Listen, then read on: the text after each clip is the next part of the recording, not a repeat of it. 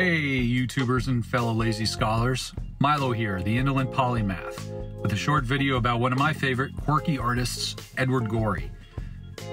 We're going to take a look at Edward Gorey, his book cover, art, and design by author Stephen Heller. This hardcover book is roughly 8.5 by 10.5 inches and was published by Pomegranate in 2015. It is 128 pages long and filled with color reproductions of Gorey's book covers. Gorey was born in 1925 and left this mortal coil in 2000. Most folks probably know about him from seeing his stylized animations on PBS Mystery.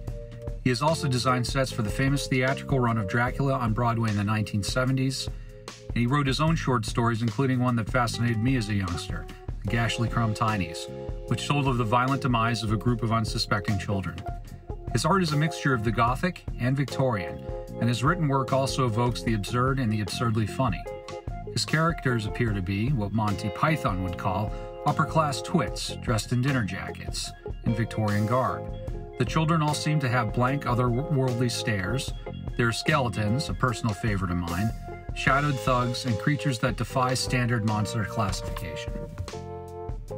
He also draws on the dark streak of human nature. His work allows one to laugh and realize that in the end we're all worm food, and that we should never take ourselves too seriously in this life. Recognize the absurdities we face, laugh about them, and move on. That's what his work says to me.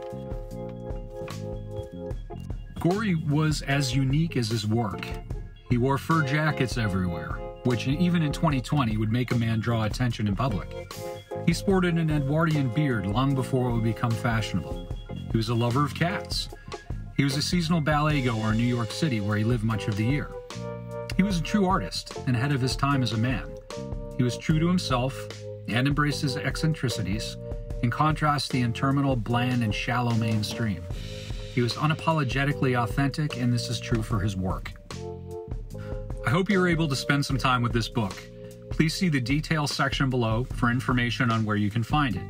There is also a link to Elephant House, his summer residence located on Cape Cod in Yarmouth, Massachusetts. I urge everyone to visit, especially those not familiar with Gorey's work. It's a museum that has kept Gorey's house and its relics much unchanged since his death in 2000. It's as if the tiny details of his drawings were taken from his home. Walking through his house is like walking into one of his drawings. Thanks for watching, polymaths, and please consider subscribing if you like what you see. Stay interested and lazy in many things.